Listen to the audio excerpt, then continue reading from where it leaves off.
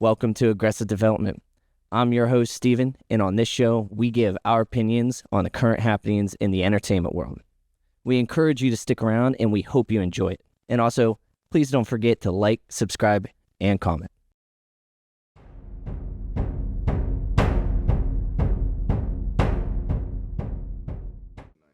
What, the game? Yeah, it was the 9th. What's today? The 11th? Today is the 11th. Tuesday the 11th. Tuesday February the 11th. 2025. Yes. Well, at the time of release, this will be Friday. Valentine's Day. Got any fun plans? Nah. We outside. No, we wouldn't be in a crib with it. We'll be in a crib with it. Yeah. That's a stay inside kind of day, isn't it? Nah, it's not. You got to be outside, trying to be a treesh. Where the baddies at? Yeah. Have a little fun with it, you know. Because think about it, anybody that goes out like that, if you see anybody at the club on Valentine's Day, you already know they single. Oh, 100%. You already know. That's probably the best place. If you are single and you're trying to look for someone, the best time to probably go out's on Valentine's Day. Oh, for sure. 110%. You ain't going to bring random ass flowers. You know, it'd be crazy if you brought flowers with you to the club. See a little baddie. That's crazy. Mm-hmm. They probably sell them there. That's probably a good market. If I was a club owner, I'm definitely bringing or buying a bunch of flowers to sell like individual roses and shit. Honestly, that's a pretty nice play. That's a nice play. The Gotta mixed make drinks might go crazy too. Yeah. A couple Vegas bombs, Jolly Rancher shots. Can make it a little package deal, you know. Buy one, you get a rose with every order of 2 drinks. Sign me up. Look at me. I'm Sign me up. the business mind going. But anyways, big talking point today. Obviously, the Super Bowl was this past weekend, and it was not an interesting game at all. Honestly, I thought it was a very interesting game. Well, I think it was pretty telling. I think the the betting. This is what's crazy is if you look at the sports books, it opened up I think at a 1.5 of the Chiefs' favor, or it might have been 2.5 Chiefs' favor. Which for sports books, that's pretty close. It's pretty much a toss up of a game. It could go either way, but if you look at the stats of even both the teams leading up to the Super Bowl and then in the Super Bowl, I mean, I'm surprised it was even that. I'm surprised the Eagles weren't going into that 2-point favorites. I thought that game was going to be a lot closer than it was. But to me, what's very surprising was I've never seen Patrick Mahomes flustered or be harassed the way he was. You know what I'm saying? So think about it. Like, we already know the Chiefs had the weapons on offense. Mm-hmm. I do think Travis Kelce was a shell of himself for sure. I think it was very apparent. Everyone can see that. But, like, that front four just got after him, and he wasn't processing nothing. The fact they only had 23 total purpose yards at the end of by the half. Yeah, 1 first down in the first half. Can't win like that. No, not even even if because it still wasn't out of the Chiefs' hands yet. They get the ball at the second half, they could potentially turn it around, but they come out of the gate looking just as bad as they were, if not worse. I feel like there was a little bit of life, like when they came out for a second, but then it just got taken away. Because 24-0, that's bad. Right? Let's keep it a buck. That was bad. But to your point, it wasn't. They could have scored a couple of touchdowns. Now it's a game. Right. But it just wasn't competitive. And mind you, I don't know if you noticed it. It's almost like they didn't even try to run the ball. They didn't even try. I mean, they weren't that great of a rushing team all year. I mean, Kareem Hunt had his spark when Pacheco was out. But if you look at Pacheco, I feel like he wasn't really that stellar all season to begin with. Yeah, I think it's because that injury was nagging him all year. Yeah. So, but even then, you got to establish the run, especially you have such a dominant defense like Philly has, especially their secondary. That was the key for them. So if you couldn't run the ball, that secondary was waiting from the whole time.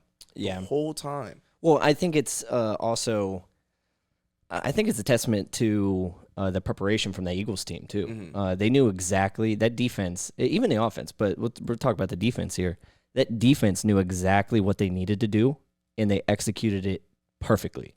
They didn't mess up. They didn't miss a beat.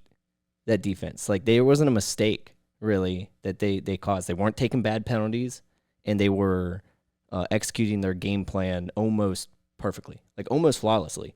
They kept Patrick Mahomes. They collapsed the pocket, force him to run up the middle. And you know he's not going to make it out there against that line. They didn't blitz one time. Nope. The entire game. 6.5. I think it was 6.5 total sacks, and they didn't blitz one time.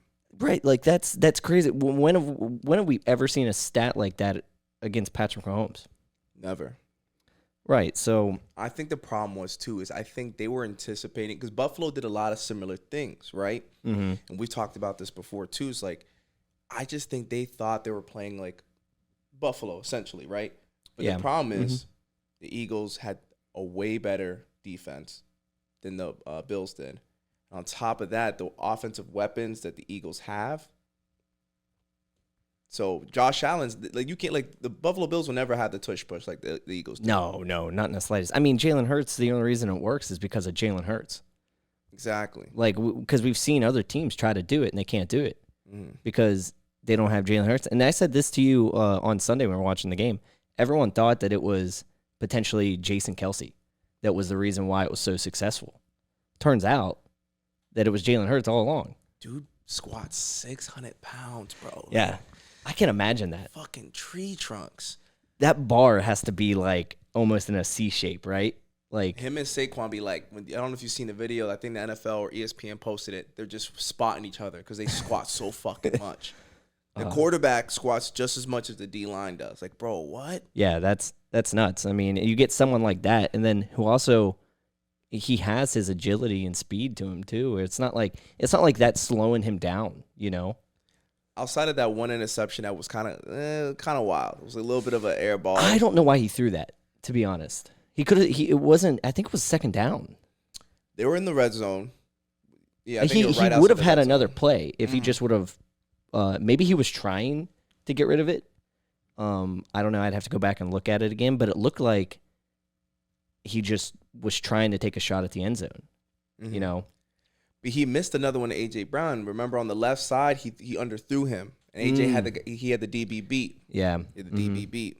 Yeah, I forgot about that because that was when because A.J. Brown was throwing some drama again on the sideline after that play. I think was when that started, which I don't understand why A.J. Brown has to have all this drama all the time. I mean, they're winning games.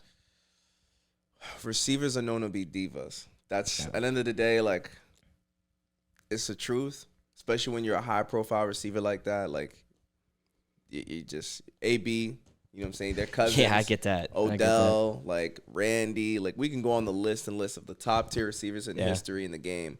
They're all divas. You know what I'm saying? Jay Jettas could be a diva too sometimes.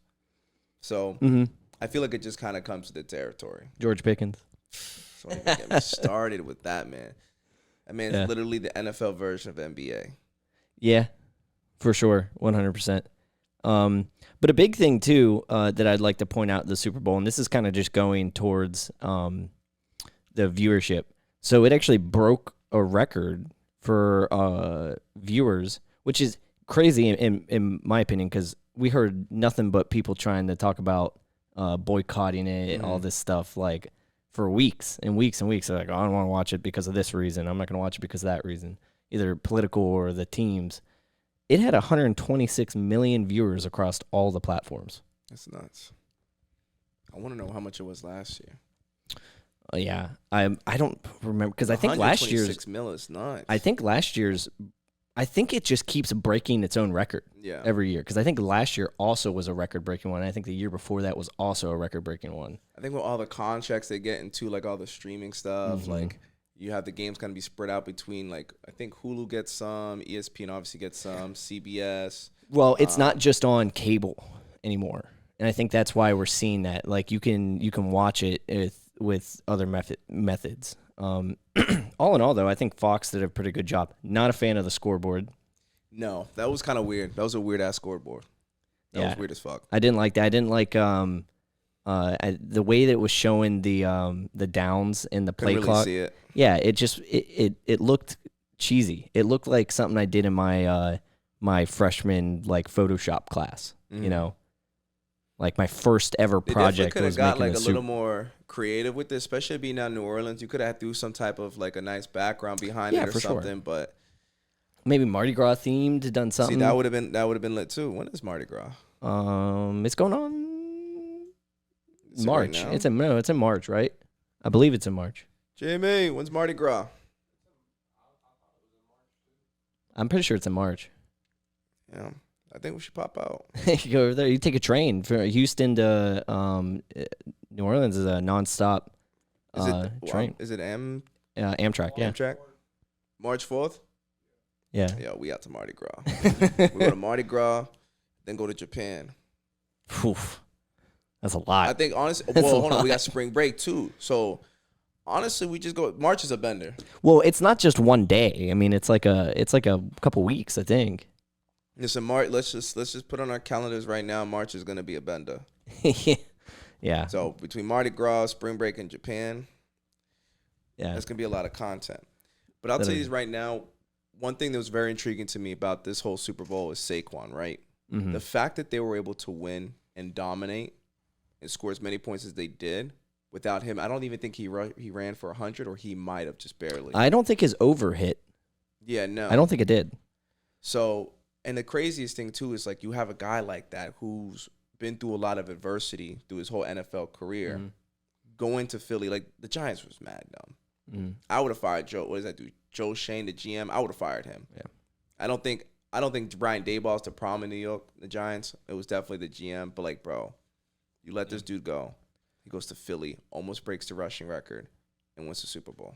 Well, when you consistently make bad decisions, it really comes down to one of two things. It's either ownership or it's general manager. Mm-hmm. Those are the people making the high-level decisions. And if you continually make bad decision after bad decision, this is why we throw around the term poverty franchise all the time.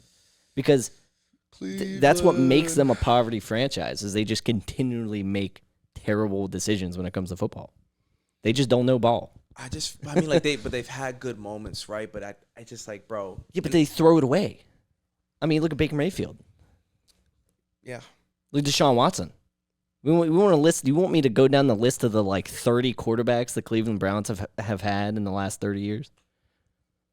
Listen, I was a big Baker fan, and I definitely. And the only one of them to win a playoff game was Baker Mayfield, and they let him go against the Steelers. Yeah, back to back against the Steelers. The last game of the season, and the first round of the playoffs against the Steelers. Not just something it wasn't the Titans. It wasn't one. You know what I'm saying? One of maybe these other teams. Yeah, a team that literally just used them for as a 2 extra preseason games a year for 20 straight years. Can't live like that. Can't live like that. I couldn't be a Browns fan like that. I tried. When Baker was there, I was definitely like, I like Baker. I was rooting for them, but when they left, I was like, that's crazy. For Deshaun, that's crazy. Yeah, it's terrible. But let's talk about these stats real quick, right? Mm-hmm. So let's put your GM hat on. Yeah. So back to Saquon. First year, between his first year and second year, he had 2,300 rushing yards, right? Yeah. He gets hurt. Between 2021, he had under 1,000, right? Yeah. So if you're seeing that projection, right, you spend a high draft pick on this running back. He comes in, he balls out first 2 years. Now year 3 and year 4, he's down. Mm-hmm. Do you think it's important for you to let it play out with a guy like that, or are you just getting rid of him and try to draft somebody else or bringing somebody else in? I think when you look at it, so it's a tough situation because you're talking about, 3 years of kind of mediocre play. Now, there's a lot of things that come into that. And the crazy thing is he still got over, he got over 1,000 yards in 2022, but I wouldn't even call it mediocre being around that 800, 900 mark. That's not even mediocre. You know what I mean? Mm-hmm. But,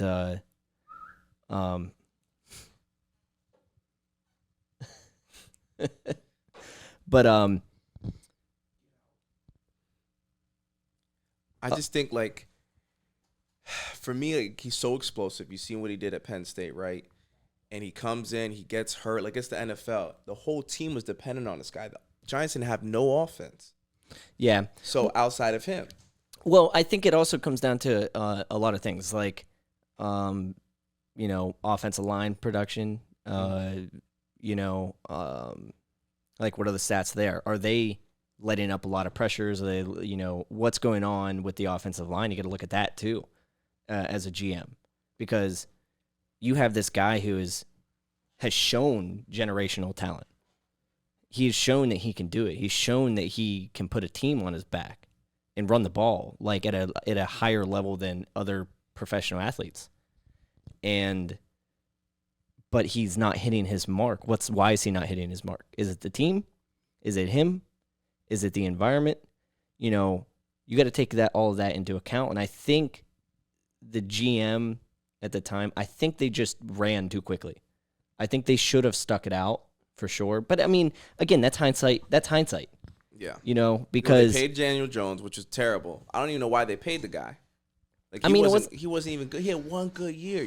My thing is that, listen, if you're bad, first season you're terrible, second season you're terrible. You have one good year, and then you go back to being bad. To me, I've seen so much bad. That's your consistency. That's your ceiling. Yeah. Mm-hmm. To me, one good year is a fluke. But now if someone rushes for 1,000, okay, he's got a couple down years, but he goes back to 1,000. To me, it's just like you had a couple off years. That's all it is. Yeah. Because consistency breeds, results. Right. But we see exactly how Saquon ended up playing when he had an offensive line. I mean, you're talking about probably one of the best offensive lines in the NFL over the last couple of years. Mm-hmm. You pair that with a guy that can run the ball as effectively as Saquon, that's why he got over 2,000 yards. That's insane. And I think and again, I think it's a little bit of hindsight there.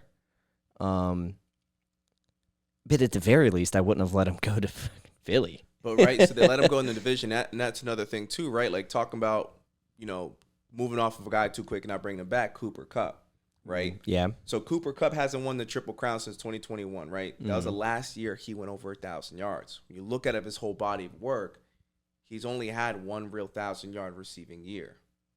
Right. So to me, it's like I see so many bad seasons like that of Cooper Kupp. I never thought, he won the Triple Crown, cool. What did you do after that? Injury. Right. Injury. That's what I was going to say. How many of those seasons after that Triple Crown win did he play a full season? I don't think any of them. No, I don't think any of them. And I think that's probably where the problem is. Well, I get it. You want to finish your career where you started, but at the same time, it's look at your body of work. Look at your production. Mm-hmm. You know what I'm saying? You're a good guy, but you're not producing. And then with Puka Nacua coming out and balling out now, it's and he's healthy. Yeah. We don't really need you, Coop. You know what I'm saying? Right. I mean, at the end of the day, the NFL is a business. And these decisions aren't made easily, but it's a smart business decision. Why would I keep a guy like Cooper Kupp, who's probably going to ask for more money at some point, when he hasn't stayed healthy in years? I just don't even think the production was there for him to ask for big money like that. I mean, listen, so this is where the eye test comes. Mm-hmm. Because when you look at a guy like Cooper Kupp, on the stat sheet at the end of the year, you're going to look at it and you'll be like, oh, that guy wasn't crazy.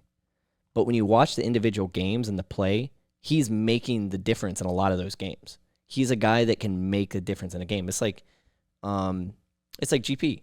Mm-hmm. At the end of the day, he doesn't have a ton of touchdowns, doesn't have a ton of, he isn't, I don't even think he's top 10 in yards. No, I don't think he was this year. Yeah, so but you can't sit there and say that he isn't a difference maker, Mm-hmm. That's just kind of the guy is, because when you watch his play, he's making plays that save the team. He may not score the touchdown because the Steelers are a run first team anyways, so when they get in the red zone, they're gonna run the ball, or they like throwing it to tight ends. They love tight ends in the red zone, but but on that 3rd and long that the Steelers put themselves into time and time after, again, who bailed them out?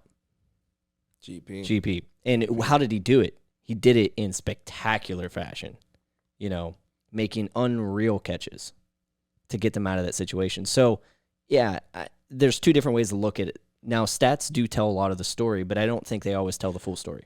I think, but like, And I think the same way with Cooper Kupp. with Cooper Kupp, right, you see his impact, right? Like, you're right. He passes the eye test. To me, he does pass that eye test, but I just think it's like, it's not enough for what they got going on. Because ever since they won that Super Bowl, they just, I feel like, have been down, down, down. Now they came up. San Francisco had a really down year, right?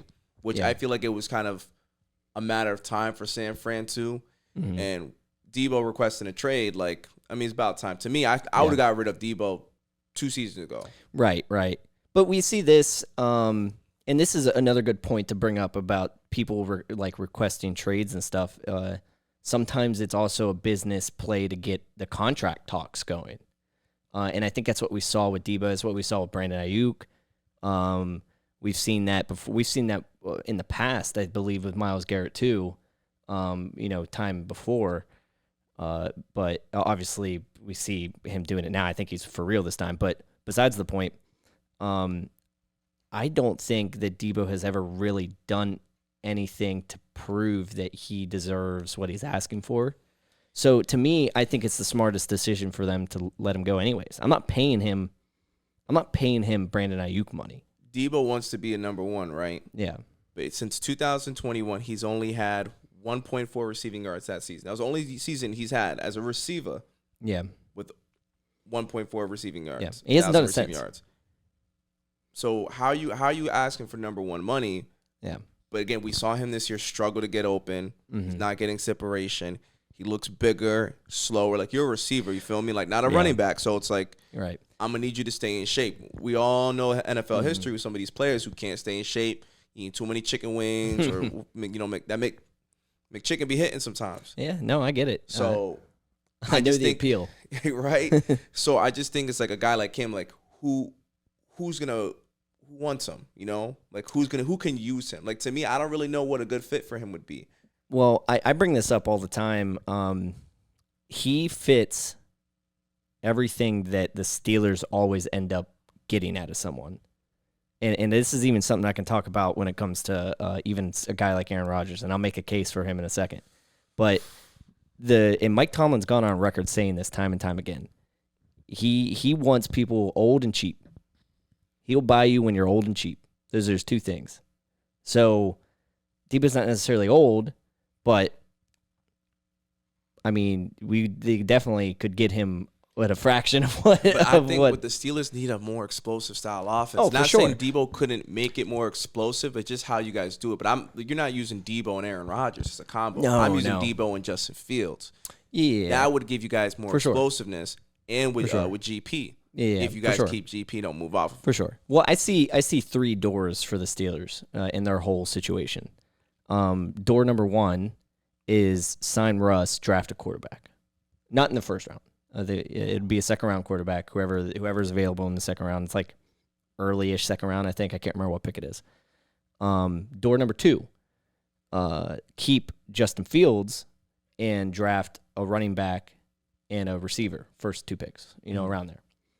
Door number 3 is you don't take either of them and you sign Aaron Rodgers. It's so wild. But we've seen them do that type of shit before. And that's the craziest thing, is it's not unrealistic. Actually, Aaron Rodgers right now on all of the sports books is favorited to land in Pittsburgh. Because that's who they buy. You know what I mean? That would be so dumb and a waste of a waste of a year. Because my for thing sure. is, I mean, it puts them back into, we're gonna be having this conversation again next year at the same time. Listen, Aaron Rodgers is a first ballot Hall of Famer, right? Yeah. That's irrefutable. But right now he's washed. Like the I Jets, don't know. I think he's still a baller. Oh no, the Jets just said that we don't want him back, so they're gonna wait. Probably I think the deadline is June 1st, and then they don't. Well, all the guys that I also don't think Aaron wanted to be there. Well, I don't know. Aaron just wants to play ball. He don't care where he plays at this point. I think he just wants to play ball. He went to New York and did all that hype. But all those people that he had at New York are gone. They did, but you talking about an organization that literally catered to an individual. Like they literally brought all of his people from Green Bay over there. And then fired them all. Fired them all and got rid of them. Scapegoated Robert Saleh. Now he's like one of the highest paid defensive coordinators in the league right now. Yeah. Back with San Fran. And guess what? He's going to get another head coaching job in a couple years. Yeah, it's like Brian Flores. Exactly. Look at Brian Flores' look at his defense. Look what he did with that Vikings defense. No one thought the Vikings were going to be like that. This was supposed to be a rebuild. Who did they lose? They lost to the Commanders? What, in the playoffs? Yeah, the Vikings. Rams. Rams. They lost to the Rams. Matt Stafford.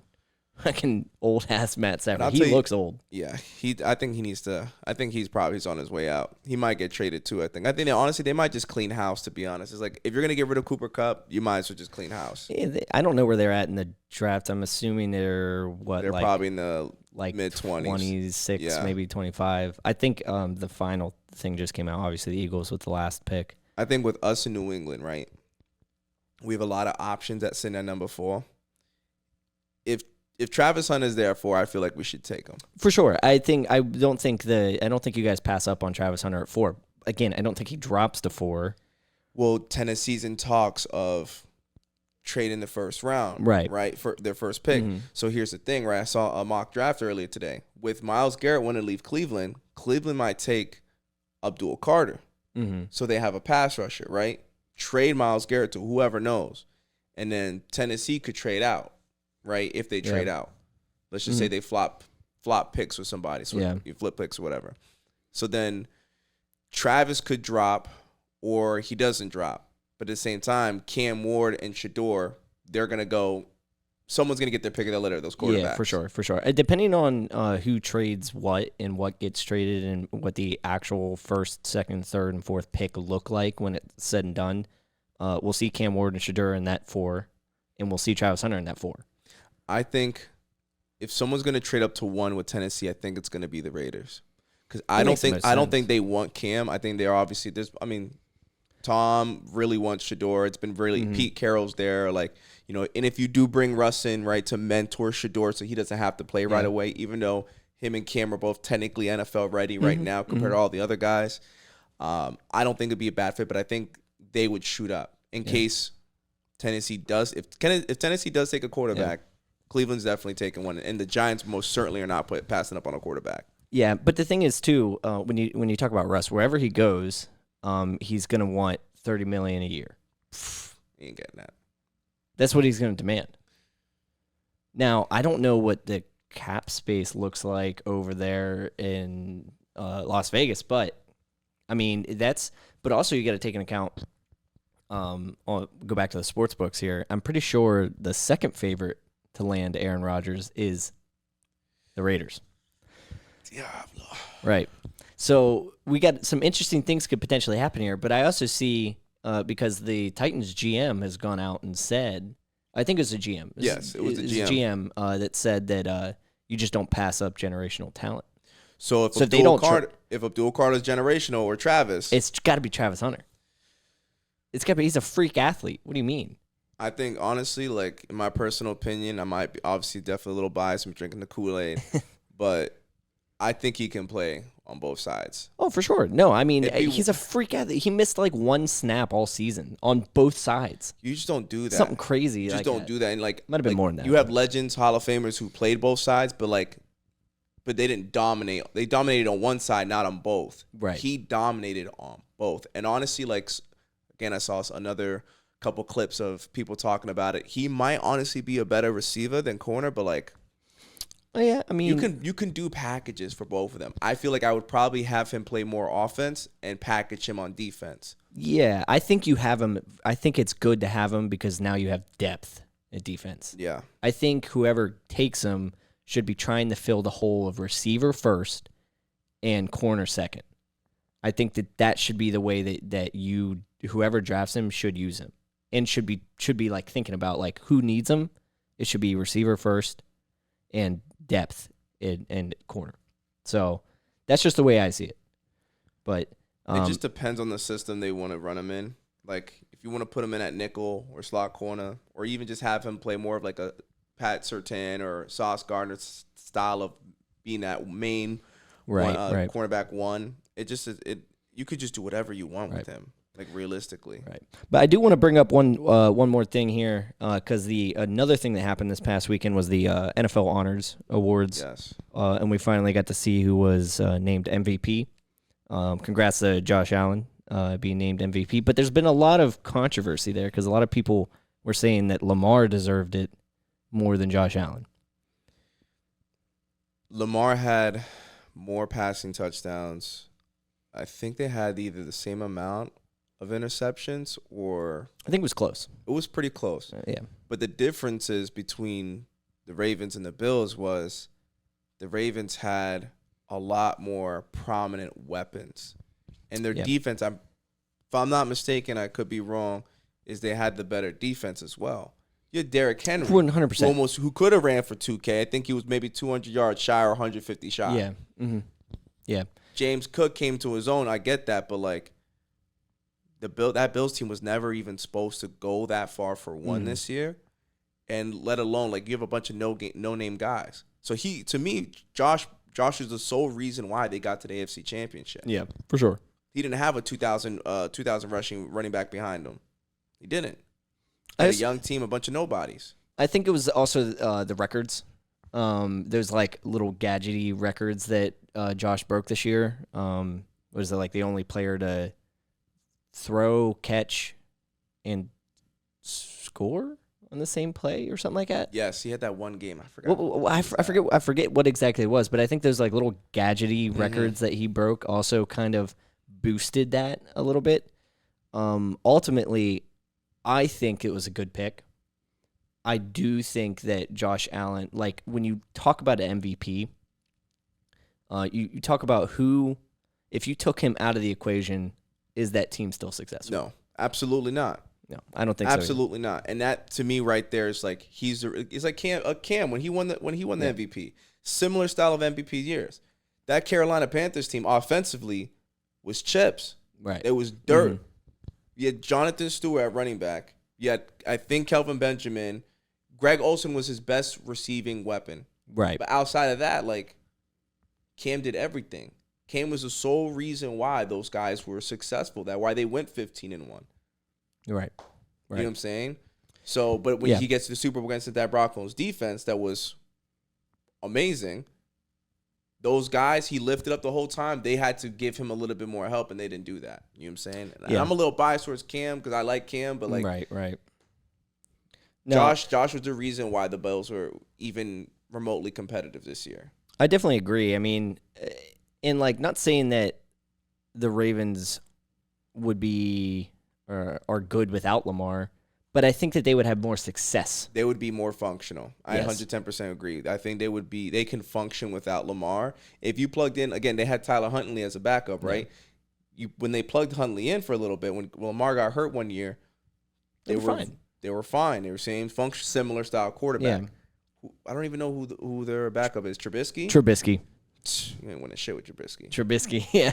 I don't think because he played a little bit, and I don't know. I think his stats were probably just as good, if not worse, than Kenny Pickett's stats this year. Which, by the way, Kenny Pickett is a Super Bowl champion. He's a fucking wow. Yeah, wow. Imagine that. There's I saw the list of, I don't know if I sent it to you or not, of all the quarterbacks that aren't Super Bowl champions, and it goes down. It's like Dak Prescott, Joe Burrow, Lamar Jackson, Josh Allen, all these people, but Kenny Pickett is a Super Bowl champion. Oh man, that's just insane. It's scam of the year. Right. Oh man, but we'll see some. We'll definitely see some more coaching changes come between now and the end of the season, or the start of the next season. Big one that's kind of on the hot seats. Kellen Moore to the Saints. I don't know if he ends up doing it. Well, he took the job, so and I'm pretty sure it's finalized. Is it finalized? Yeah, okay. I just don't. He wanted to be a head coach bad. I think it's a pay increase too. Nobody wanted to be the head coach for the Saints, so it's like. I think it's a rough place to be a coach at. Yeah, they're in cap hell right now. Yeah. They have no money. They're gonna have to like let some players go, so it's not really like he's got a lot of work to do if they're even successful. You know what I'm saying? If I'm him, I'm trading Cam Jordan. I'm trading Alvin Kamara, see what I can get for him. Yeah. I mean, you might be able to get a couple. Carr rock it out or give it to Spencer Rattler, see what his development's like. I like Spencer Rattler. I think his development he's gotten better since he's been in the league. I think he's shown promise, but I don't think, to me, he seems kind of like a Zach Wilson type. You know what I mean? His where development. where there's been promise, but there also has been a lot of bad, too. And that was Zach Wilson's I don't even problem. think he's been bad. You got to think about that Saints team. Like, they got weapons, they got pieces. It's just let him sit behind Carr a little bit more, and then Carr will probably retire. Yeah. Or they might release him. He might go back to Vegas, or he might just retire. I don't know. If I'm him, I'm not going back to Vegas after what they did to him. No. I mean, he was okay there. They pretty much told him to kick rocks. They locked him out of the facility. Shit, I would have locked his ass out too, playing like dirt. Whatever. But yeah, we'll see that. We'll see how that all unfolds. I kind of thought that he might not go through with it because Philadelphia could potentially run it back next year. I mean, most of those guys were rookies. I mean, most of their defense was rookies. Bro, Quinyon Mitchell and Cooper DeJean, the white boy cornerback's back. Oh yeah, for sure. You got on his birthday, pick 6. Yeah. On Patrick Mahomes. 22. He's 22, by the way. Nuts. 22 years old. Nuts. I know that party was. Remember, you was telling me about the Philly shit. No matter win or lose. Oh yeah. I saw the video. They took the stoplight down. They was stopping that motherfucker out, bro. I'm pretty sure I saw in friggin' New Orleans that Philly fans stole the police horses and were riding them around. No way. Yeah, dude, some crazy shit. Philly does some wild shit when they win, when they lose. It don't matter. You can expect them to the crime rate to go up. Either way. Motherfuckers in Philly be doing. But they definitely 100% can run it back next year. Oh, for sure. They only are going to. There's only a couple guys that aren't. I think Slay is up. I think he's free agent. Slay and CJ Gardner Johnson. So they're probably make a couple changes, but all in all, I mean that team we're gonna see pretty much the same team. Quinyon Mitchell rookie, Cooper DeJean rookie. I think Blankenship's also a rookie. If not, he's in his second year, going on to his third year. Yeah, and Lane Johnson, I believe, said that he isn't retiring. No, I don't think he probably try to run it back again. And then that D line, well, Josh Sweat's up. They're gonna have to try to re-sign him. Yeah. Zach Bond, he needs to get re-signed too because I think he's definitely getting a contract. He's gonna probably stay now. He might take a team-friendly deal, to be honest. Yeah. He might, even though this could be a really big payday for him. He might take a team-friendly deal, but you also got the other parts of the D line, like Jalen Carter and who's that other dude? Actually, I messed this up the other day too. I'm bad with names, so yeah. Jalen Carter and the other dude, they're gonna be up for paydays. Nolan Smith, he's really good. Yeah. I mean, it's definitely possible. So we might Jordan Davis, sorry, Jordan Davis and Jalen Carter and Nolan Smith, all 3 Georgia guys. They're gonna have to get paid. Yeah, they're gonna have to get paid. Yeah, it'll be interesting to see what that goes. I mean, there's a lot of big moves coming between these teams. This draft, I think, is gonna kind of make or break some teams. A lot of teams have a lot of crucial picks, a lot of big decisions to make. I'm interested to see how it goes. Yeah, I am too. This is definitely going to be one of the more interesting drafts I feel like we've seen in a long time. Yeah. Because I feel like last year was like, I mean, we got Drake May, and I'm not high on Drake May. I never have been. I've seen some good things this year, but like we only got to use like 2 of our draft picks. Because Fontanu got hurt. He didn't play a single snap, I don't think. And now they did Roman Wilson. Because I'm really interested to see how Roman Wilson plays out, but we didn't get to see him. He's gonna be good. I think when it's all said and done, he'll be good. I think he'll be perfectly fine. But Zach Frazier, steal. Bro, them West Virginia linemen and they just throw him to the wayside. Like, how did he was I think he was the highest rated center in the draft, and they were like he fell to the second round. Like, that was crazy. Yeah, and he just had to drive up the street to Pittsburgh. Good old West Virginia boy, played at West Virginia University, going just down the road or up the road to Pittsburgh. Yeah, it's crazy. But I think that pretty much wraps up what we wanted to talk about today.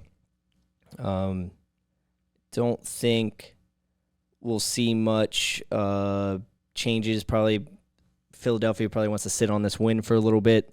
We'll they got that parade, I think, probably.